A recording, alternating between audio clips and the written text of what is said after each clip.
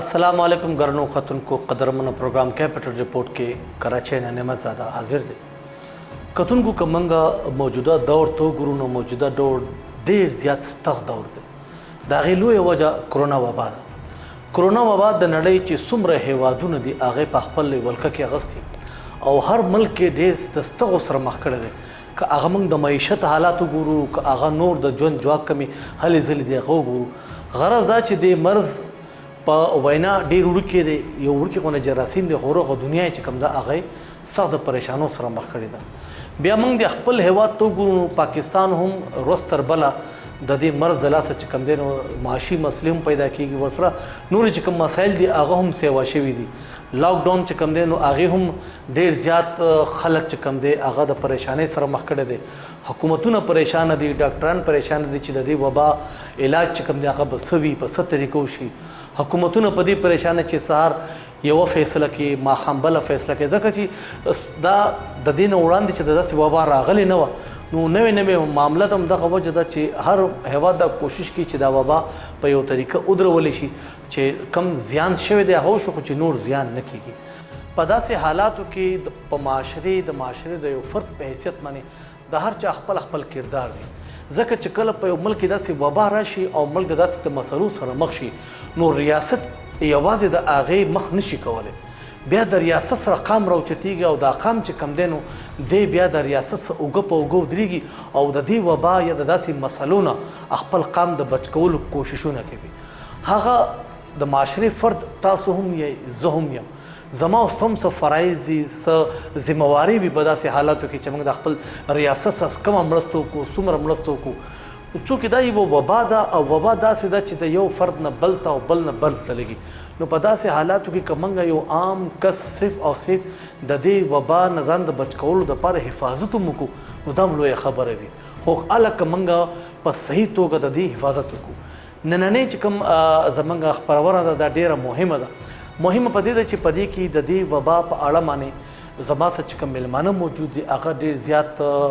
په دې اسلامي حواله باندې ډېره پوهه لري زموږ سره چې کوم دی نو مولانا وقاص جیلانی صاحب دی دا فاضل بنوري ټاون دی همدغسې مولانا فضل سبحان صاحب دی نو دوی چې کوم دي نو دا هم د یاسین چې کوم امام دی د یاسین مسجد د هغوی امام هم دی خطیب هم دی ورسره چې کوم دی سکالر هم دی او د تعلیمي شعبه چې کوم ده زموږ د اسلامیک په هغې کې هم د دوی هلې ځلې چې کوم دي نو هغه د چا پټې پناه نه دي دا زموږ میلمانه دي د دوی سره همدغه خبرې کوو چې آیا په داسې حالاتو کې په داسې کړکېجن ماحول کې په داسې پریشانو کې د ریاست چې کومې ذمهدارۍ دي خو به ریاست کوي خو د عام فرد د عام وګړي یا د معاشري وګړي یو موږ زموږ به څه وي ټول ناول خو تاسو دواړو ته ډېر زیات هرکلی چې تاسو زموږ د پروګرام ته ټایم راکړو وخت مو راوبخو مولانا که موږ ګورو په موجوده صورتحال کې ډېره زیاته ګرانه شوې ده ژوند ډېر ګران شوی دی بیا زموږ چې کوم هغه طبقې دي چې هغه لغونې کمزوري طبقې دي هغه زیات مسلو سره مخ دي غټې طبقې دي هغه زیات مسلو سره مخ دي په داسې حالاتو کې مرض په پاکستان کې هم ورځ تر بله زور کې روان دی لکه څه ویلی نه شو اوس هم چې وزیر اعظم یا چې کوم زموږ پوهه خلک دی ډاکټر هغه چې کینو نو هغه وایي چې کیدای شي سپتمبره پورې د دوی زور راشي کیدای شي د اګسته پورې د دوی زور زیات شي نو یاره لا اوس هم شته خو په داسې حال کې د یو سماجي رهنما د یو داسې خلکو چې هغه مذهبي رهنما دي یا هغه د سماج مشران دي د هغوی یو مثبت کردار به څه وي نحمده ونصلي علی رسوله الکریم ټولو نه مخکې خو ستاسو او د آیر او آئی ایس ایس چې کوم دا اداره ده د دې زه شکریا ادا کوم چې په دې مهم ایشو باندې د یو فکرمند شول ټولو نه غټه خبره دا ده چې په پاکستان کې چې څومره خلک دي په معاشره کې علما هم دي ډاکټران هم دي انجینیران هم دي سوشل ورکران هم دي سیاسي لیډران هم دي میډیا پرسن او اینکران هم دي نو د هر سړي خپل یو ذمہداري او ریسپانسیبلیټي ده د هر سړي یو کرایټیریا ده چې موږ هغه نه فلفل کوو اوس ګوره د ډاکټر دا ذمہداري ده چې د مرض نوعیت او د هغې کوم سټیجز دي هغه د دنیا ته وښیي د هغې کوم هارمفل سپټمز دي نقصانات دي هغه د دنیا مخې ته ښکاره او اشکاره کړي که سیاسي لیډران دي نو هغې دي د خپل پارټۍ چې کوم ورکرز دي کارکنان دي هغه یې کنوینس کړي هغه پوه چې په دې موقع کې د بیماری نه زیات موږ سره د لوږې او د غربت او د افلاس او د فقر او فاقه چې کومه پریشانی ده نو په هغې کې موږ د عوامو سره څنګه مرسته او تعاون وکړو. د علماو دا کار دی چې دی څخه منبر او محراب دی او دا ټولو نه افیکټیو پلیټ فارم دی، مهم دی، ټولو نه مؤثر اواز د جماعت د منبر او د محراب دی. همدغسې ده. ځکه چې بینګ مسلم زمونږ دین سره اټیچمنټ او وابستګي ټولو نه زیاته پکار ده. الحمدلله ده په دې باندې مسلمان او سپیسیفیک یو پښتون چرې کمپرومایز نه کوي. نو د علماو دا کار دی چې دی عوام د هغې کاونسلینګ هم وکړي، هغې کنوینس هم کړي چې دی دا کرونا وایرس یو بیماری ده، وبایي بیماری ده او په دې وخت کې پوره دنیا کې د دې اثرات چې دی نو ښکاره شول، مړي پکې وشول، بیماران پکې دي او په انیشیل سټیج کې چې کوم خلک متاثر دي د هغې تعداد هم دی. نو په دې بیماری کې د موږ احتیاطي تدابیر چې کوم ډاکټران موږ ته وایي هغه د اختیار کړو. د ځینې خلکو دا یو ذهن جوړ شوی د هغې دا پرسپشن وي چې جی په دین کې احتیاطي تدابیر نشته، حالانکه دین نه ثابت دي. په قرآن کریم کې الله تعالی په سوره اعراف کې وایي چې کلو وشربو، خورئ اسکئ، خو مخې ته څه وایي ولا تسرفو، چې په دې کې اعتدال ساتئ. د ضرورت نه زیات خوراک او بېټیمه خوراک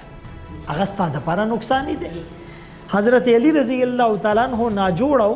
او چې بیماری ختمه شوه نو د هغې ویکنیس او کمزورۍ اثرات لا باقي وو. نو پیغمبر علیه السلام څخه کجورې رالې نو چې حضرت علی رضی الله تعالی عنہ خوړې نو پیغمبر علیه السلام مه ته مه خوره فانک ناقح، ته کمزوری اوس د بیماری نه راوچت شوی، ستا دپاره دا مناسب نه دي.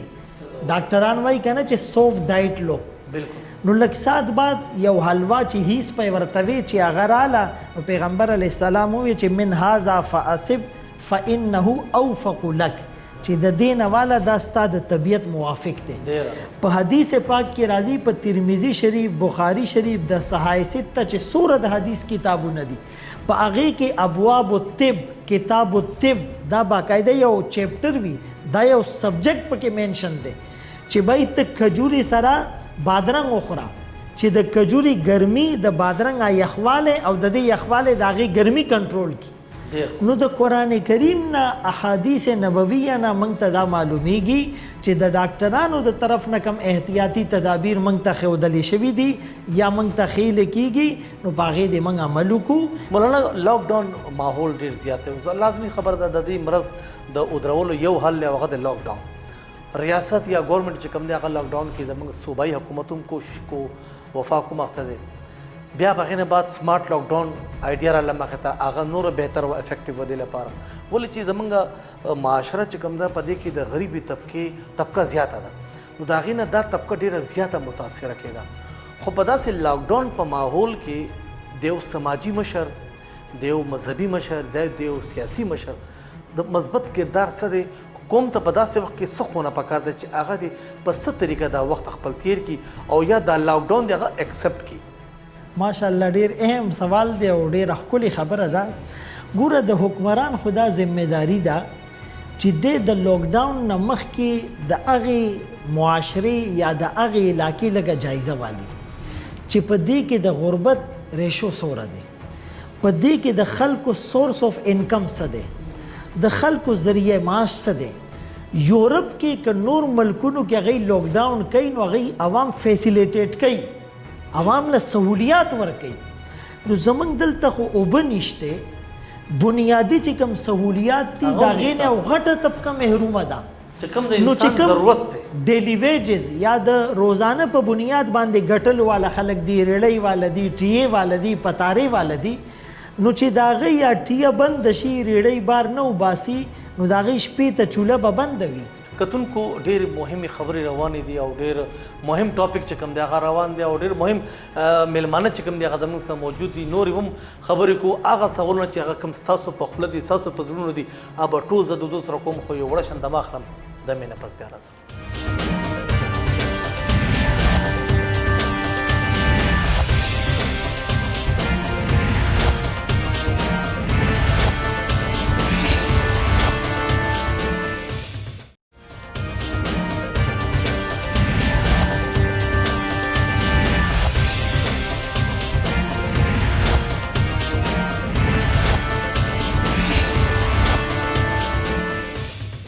د مینه پس یو ځل بیا هرکلی فضل صبحان خو ډېرې مهمې او ډېرې قیمتي خبرې دي او نورې بوتونه هم اورو زموږ سره فاضل دی د بنیرو ټاؤن جیلانی صاحب وقاص جیلانی دغه تپوس کو چې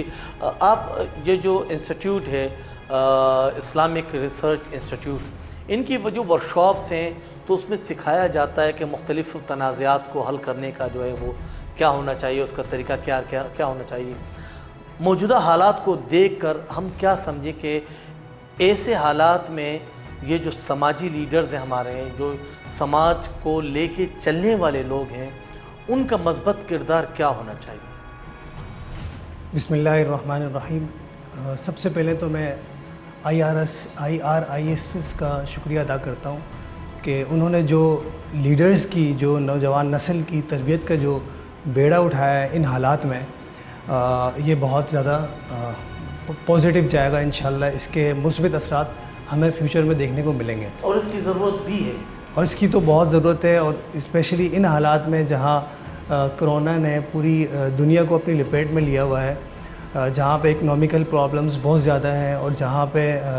ہر ڈپریشن کا شکار ہے, لوگ مایوسی کی طرف جا رہے ہیں. اور اگر دیکھیں ہم پاکستان کی بات کریں تو پاکستان کے اندر زیادہ بری کنڈیشن ہے. تو ان کنڈیشنز میں سب سے زیادہ امپورٹنٹ رول ایک لیڈر کا ہے, چاہے وہ سماجی ہو, چاہے وہ مذہبی لیڈر ہو, چاہے وہ کسی ویلفیئر کو چلا رہا ہو, چاہے وہ کسی بلدیاتی نظام میں کہیں کسی سیٹ پہ بیٹھا ہو یا بیوروکریٹ ہو. تو ہر طبقے کا جو لیڈر ہے اس کے لیے اس کی ذمہ داری بہت زیادہ بڑھ گئی ہے. تو یہاں پہ مثبت کردار ان کا بہت ضروری ہے اگر اس سوسائٹی کو جو اس پینڈیمک سچویشن میں مبتلا ہے اور جو آلریڈی بہت زیادہ پرابلمز کی شکار تھی اور اس کے بعد اس گلوبل جو ڈیسیز کی وجہ سے پرابلم کی شکار ہے. تو یہاں پہ انہیں اپنا پازیٹیو رول ادا کرنا پڑے گا. اگر ہم بات کرتے ہیں پولیٹیکل لیڈرز تو انہیں یہاں پر اپنا جو اپوزیشن سے جو فائٹ ہے اس کو تھوڑا پس پش ڈال کر عوام کے لیے آگے بڑھنا پڑے گا. مل کے انہیں کوئی لائحہ عمل طے کرنے ہوں گے اور عوام کی بھلائی کے لیے ان کی جو اکنامیکل کنڈیشن جو سب سے خطرناک چیز ہوتی ہے کہ اگر کسی کی اکنامیکل کنڈیشنز خراب ہو جائے تو وہ اس کو زیرو پہ لے آتی ہے, جہاں پہ اس کا فال ڈاؤن ہو تو سسٹم, وہ فیملی, وہ ادارہ تباہ ہو جاتا ہے جب اس کے پاس اکنامیکل پاور نہ ہو. دوسری طرف ہم جب لیڈر دیکھتے ہیں پاکستان میں مذہبی رجحان سب سے زیادہ ہے تو مذہبی لیڈرز کا جو کردار ہے وہ بہت زیادہ بہت بڑھ جاتا ہے. مذہبی لیڈرز کو جہاں ان کے پاس اپورچونیٹیز بہت زیادہ, ان کے کنٹرول میں ممبرز ہیں, ان کے کنٹرولز میں لوگ ہیں جو انہیں فالو کرتے ہیں. اور ایون ہم دیکھتے ہیں کہ ہمارے ہاں بلائنڈ فالوئنگ بہت زیادہ ہے تو بڑی محبت سے ڈیپلی فالو کرتے ہیں. وہ ہر ان کے احکام پر عمل پیرا ہو جاتے ہیں بغیر زیادہ سوچے سمجھے. تو وہاں پہ ان کا کردار بہت زیادہ ضروری ہے. مذہبی لیڈرز کو سب سے زیادہ یہ ہے کہ انہیں آگاہی دیں, شعور دیں عوام کو کہ انہیں کس طرح اس سچویشن میں سروائیو کرنا ہے, کس طریقے سے اپنی اکنامیکل پرابلمز کے ساتھ ڈپریشن سے بچتے ہوئے اپنی فیملی کو بھی لے کے چلنا ہے, اپنی رسومات جو اسلامک جو کلچر ہے اس کو بھی فالو کرنا ہے اور اس سسٹم میں سروائیو کرنا ہے. اس کے ساتھ ساتھ ہم بات کرتے ہیں سب سے امپورٹنٹ رول جو ہمیں لیڈرز کی صورت میں جو اس معاشرے میں ادا کرنا ہے وہ ہے ویلفیئر سسٹمز جو پاکستان کے اندر ایدھی ہے, اس کے علاوہ ہیں. اور اس کے علاوہ ہم نے دیکھا کہ جیسے یہ سچویشن آئی تو ہمارے جو ویلفیئرز تھے انہوں نے بہت زیادہ افیکٹولی اسٹارٹنگ میں کام کیا, بٹ اسٹیپ وقت کے ساتھ ساتھ ان میں بھی تھوڑا ہمیں رجحان جو ہے کم نظر آیا. ان کا جو کام تھا اس میں ابھی تنزلی نظر آ رہی ہے جہاں تک. بالکل ایسا ہی ہے مولانا. تاسو واورېدو ډېر خوندور او ډېر د کار خبره وکړه. که موږ وګورو که نه په موجوده دور کې زموږ یو بدقسمتي ده, کم حکومت چې راشي هغه ته خزانه خالی میلاوه شي, کارونه په خزانه کېږي او خزانه خالی پرته ده. په داسې حالاتو کې چې کوم دی نو بیا د معاشري ذمہداري راشي چې دوی به څنګه معاملات خپل جوړوي. که موږ وګورو په دې موجوده دور کې کوم د یاره ترخه ده د کورونا وبا, بیا لوږه د یو غریب کور دپاره لوږه ډېره خطرناکه ده چې سړی روزانه 10 کیلو 2 کیلو اوړه کور ته وړي که نه او د هغه 2 ورځې کور بند شو نو خو غریب غرق شو. دلته زموږ حکومتونو کې یو وایي چې کلک, بل وایي چې نه لږ سمارټ, هلته هم هغه یکسانیت چې کوم دی هغې فقدان و. تاسو څه ګڼئ چې په داسې وخت کې چې د وبا ده، یره ترخه ده، پریشانی ده، لوږه ده، د لوږې هم یو یره ده او د دې یره د هغې نه زیاته خطرناکه ده. په داسې وخت کې د یو سماج د مشر په حیث که هغه زمونږ ملا دی، که هغه زمونږ چې کوم دی نو ډاکټر دی، که هغه زمونږ سیاسي لیډر دی، دوی له څه ښوونه پکار ده د عوام ته، څه داسې لاره ښودل پکار دی چې موږ د دې یرې ترخې سره مخ نه شو، کنې دا زیان له یو غټه وبا ده. یاره جي ستاسو دا خبره ډیره مهمه ده او د دې دوه رخه دي. یو رخ خدا دی چې کرونا یو وبا ده، یو بیماری ده، آیا لږه ده ډیره ده خو ده او بین الاقوامي سطح باندې د دې سټیجز هم مختلف دي، خو بیماری ده، خو بل طرف ته لوږه ده. نو که موږ د دې لږ تناظر کې وګورو او دا کمپیر کو چې د هغې وبا او د کرونا نه چې کوم اموات شوي دي هغه څومره دي او د دې لوږې نه چې کوم خلک په دنیا کې مري دا هغه څومره دي. ظاهره خبره ده چې د لوږې نه ډېر خلک مري، ډېر خلک خودکشي کوي او ډېر خلک چې د احساس کمترۍ شکار وي، بلکې ځینو خلکو مخکې خپل بچي په خپل لاس وجلی دي او بیا یې خودکشي کړې ده. اوس بله خبره دا ده چې د علماو کار په دې موقع کې په دې سټیج باندې دام دی چې دی د خلکو د زړونو نه دا خوف، دا وهم، دا ټینشن، دا ډپریشن دا کم کی، ځکه چې یو کرونا بیماری ده، یو د هغې وهم او خوف دی، دا هم بیماری ده، هغه غټه بیماری ده. او په پاکستان کې چونکې سوشل اویرنس هم کم دی او ایجوکیشن لیول هم زمونږ کم دی، ډېر کم دی بېشکه، خصوصا زمونږ په طبقه کې په پښتنو کې. نو د علماو دا کار دی چې دی قرآن کریم هغه آیتونه چې په کم کې د توکل د الله په ذات باندې د اعتماد حکم دی، ومن یتوکل علی الله فهو حسبه، چې چا په الله توکل وکړو الله د هغه دپاره کافي شه. وتوکل علی الحی الذی لا یموت، توکل او باروسه وکړئ په هغه ذات باندې چې د همیشه نه ژوندی دی، ژوندی به وي، چرې به پې مرګ نه راځي. لا تأخذه سنه ولا نوم. نو چې کله موږ د الله په ذات باندې توکل وکړو نو انشاءالله زمونږ دا ټینشن به ختم شي چې بای د الله د طرف نه که مقرره وي چې موږ به مرو او په دې بیماری به مرو، ظاهري احتیاطي تدابیر به کوو، پرهیز به کوو، علاج به کوو، سوشل ډسټنسنګ به کوو، خو دا بیماری او د دې وهم او خوف په ځان باندې حاوي کېدو ته نه پرېږدو. یو خو به موږ دا کار کوو. بله تاسو چې کومه خبره وکړه د لوږې، نو د هغې دپاره یو خو ګوره ځینې ویلفیر او ټرسټونه ډېر ښه کار کوي او الحمدلله په پاکستان کې د چیریټي چې کوم لیول دی هغه د پوره دنیا نه زیات دی. بیا کراچۍ خاص په 2005 کې چې کومه زلزله وه، بیا چې کوم فلډ راغلی و دا قام بالکل که نه، نو په هغې کې الحمدلله د کراچۍ خلکو چې کراچۍ ته اکنومیک هب ویلی کېږي، نو دی چې څنګه کنټریبیوټ وکړو او دی چې څنګه خپل ایکټیو رول په هغې کې چې دی نو پلی که که نه، نو دا د پوره دنیا دپاره یو نمونه او یو رول موډل جوړ شو او د هغې اوس ضرورت دی الحمدلله. نو دا هم الحمدلله د اسلام هغه تعلیمات دي کوم چې رسول الله صلی الله علیه وسلم د صحابه په ذریعه باندې موږ ته را رسولي دي او مسلمانان په هغې باندې عمل کوي. کتونکو تاسو خبرې مه اورئ، ډېرې مهمې خبرې دي. ما له خو په ذاتي توګه ډېر زیات خوند راکړی، ځکه چې دا د حوصلې او د اسلام هغه روح دی کم چې موږ ته یا زموږ په ژوند کې اصل کې پکار دی. د بده مرغه یا به زموږ د کم علمۍ د لاسه یا د پوهې د لاسه موږ دغه روح ته لا وسه رسېدلی نه یو، خو که چېرې موږ ورسېدو نو یقیني طور مې زه وایم چې ریاست مدینه بیا واقعي به ریاست مدینه وي. وړه شان دمه اخلمه، دمې نه پس بیا راځم.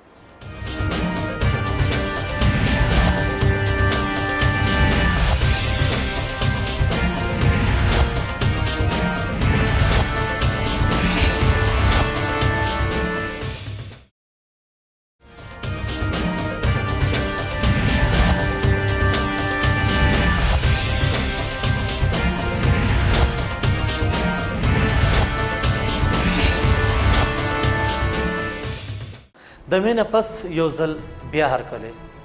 کتونکو ملا سبحان څخه ډېر خوندوري خبرې روانې دي ځکه چې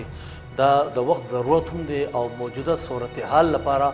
زما او ستا د ذهن سازی لپاره ډېرې مهمې خبرې دي. مولانا جیلانی نے تپوس کم جیلانی صاحب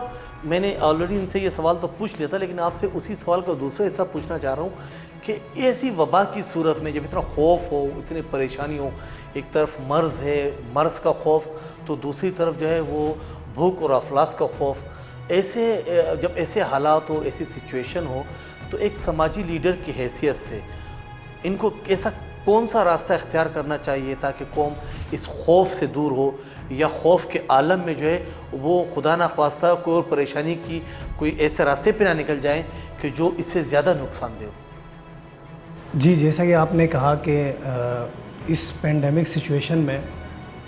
ایک طرف تو بھوک کی وجہ سے لوگ مشکلات کا شکار ہیں,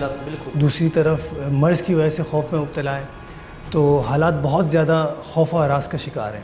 اس میں مذہبی کردار, مذہبی جو لیڈر ہیں, سماجی لیڈرز ہیں, ان کا مثبت کردار بہت ضروری ہے. اور مثبت کردار جہاں تک میرا تصور یہ آتا ہے اس میں یہی ہے کہ سب سے پہلے لوگوں کو اس چیز کا شعور دیا جائے کہ یہ پینڈیمک سچویشن جو یہ بیماری ہے اس میں احتیاطی تدابیر کیسے کرنی ہے اور احتیاطی تدابیر کیوں ضروری ہیں. اچھا, اس کے لیے تو صبح شام تقریباً ہمارے ڈاکٹرز حضرات بھی ہیں, گورنمنٹ کے لوگ بھی ہیں, وہ کہہ رہے ہیں لیکن لوگوں کا خوف ختم نہیں ہو رہا. خوف ختم کرنے کے لیے آپ کو انہیں سکھانا پڑے گا, انہیں کچھ اگزامپلز دینی پڑیں گی. جیسے خاص طور پہ اگر آپ دیکھیں آپ صلی اللہ علیہ وسلم کی زندگی میں مکے کے دور میں ہمیں وہ 3.25 سال کا عرصہ جو آپ صلی اللہ علیہ وسلم کی پورے خاندان نے شعب ابن ابی طالب میں گزارا, جہاں پہ سوشل بائیکاٹ تھا. اور اگر آپ وہ تصور کریں ان حالات کو, جب آپ پڑھیں گے تو آپ کے تصور میں جب وہ حالات آئیں گے تو آپ گھبرا جائیں گے, آپ برداشت نہیں کر پائیں گے. آپ کے ساتھ اگر کوئی سوشل بائیکاٹ ہو جائے, آپ ایک چھوٹی سی جگہ میں قید ہو جائیں جہاں پہ آپ کے پاس نہ کوئی معاشی طور پہ کوئی صورتحال بن رہی ہے, نہ ہی کوئی اور صورتحال آپ کے پاس آ رہی ہے, اور آپ کے پاس فیملیز ہیں, بچے ہیں, چھوٹے چھوٹے بچے ہیں, آپ کے پاس نہ ہاسپٹل سسٹم ہے, کچھ بھی نہیں ہے. آپ ان حالات میں آپ صلی اللہ علیہ وسلم کی فیملی نے سروائیو کیا تھا.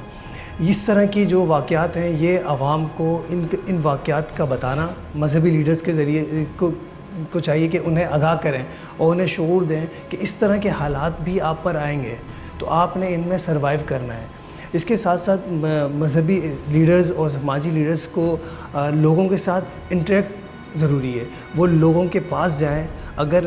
ہمیں پتہ ہے کہ یہاں پہ لیڈرز بھی مشکلات کا شکار ہیں, وہ بھی ڈپریشنز کا شکار ہیں, انہیں بھی پرابلمز ہیں, بٹ یہاں پہ اپنی ذات کے ساتھ ساتھ ان لیڈرز کو عوام کی بھلائی بھی مد نظر رکھنی ہوگی. ان کے لیے ذمہ داری ڈبل ہے اور انہیں یہ ادا کرنی ہوگی. ہمارے سامنے تعلیمات ہیں تو اس وجہ سے ہمارے جو لوگ ہیں, ہماری سوسائٹیز ہیں, وہ مضبوط ہیں. انشاءاللہ امید ہے کہ لیڈرز جو ہیں وہ اپنا کردار ادا کریں گے اور اسی طریقے سے مثبت طریقے سے, اور پھر ہم انشاءاللہ ہماری عوام اس خوف و ہراس میں کامیابی سے سروائیو کریں. بالکل مولانا ډېر خوږه خبره ته وکړه. موجوده که موږ ګورو په دې کې څه شک نشته چې موږ د یو مسلمان په حیث باندې د یو بل سره ښه تعاون هم کوو. خیر خیرات سلسله زموږ ډېر ښه ده, که هغه د زکات په صورت کې وګورې, که هغه د صدقې د فطري په صورت کې وګورې, په دې کې څه شک نشته چې په دې اړه باندې الله تعالی په موږ باندې رحم کړی دی. خو د هغې په باوجود هم کمې ښکاري. موږ کله چې کوم دی نو ځان غړي هر څه راغونډ کړو که نه,